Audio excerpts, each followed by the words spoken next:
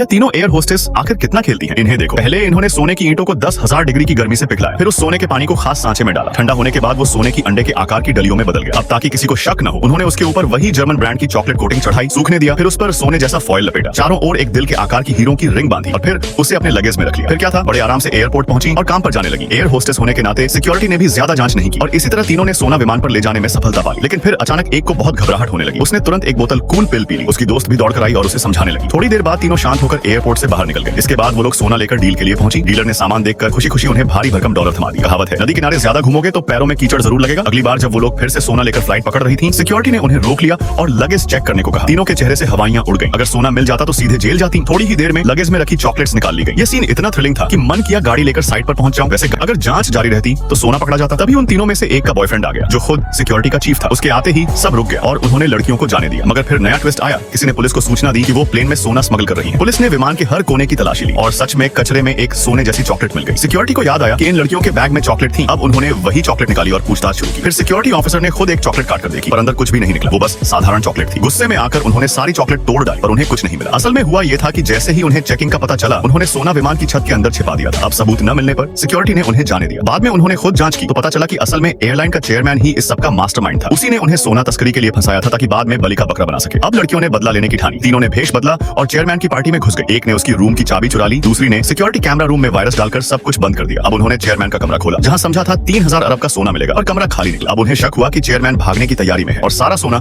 उसकी private jet में है। तीनों ने फर्जी आईडी बनाई और चेयरमैन की फ्लाइट में घुस गए। उन्होंने ड्रिंक्स में नशा मिला दिया और सबके बेहोश होते ही कार्गो डिब्बे की ओर भागे। अंदर देखा तो दर्जनों बैग सोने से भरे थे। तीनों ने 3 बैग उठाए और अलार्म दबा दिया। पुलिस तुरंत पहुंची और चेयरमैन समेत सभी को रंगे हाथ पकड़ लिया। आज तीनों महिलाएं करोड़पति हैं और चैन की जिंदगी बिता रही हैं। और हाँ, आखिर में एक बात फिर से कहूंगा, सेकंड हैंड कार के लिए मुझे तो गाजी सबसे भरोसेमंद लगा। घर बैठे गाड़ी चुनो, टेस्ट करो और मनचाही कीमत पर बेचो।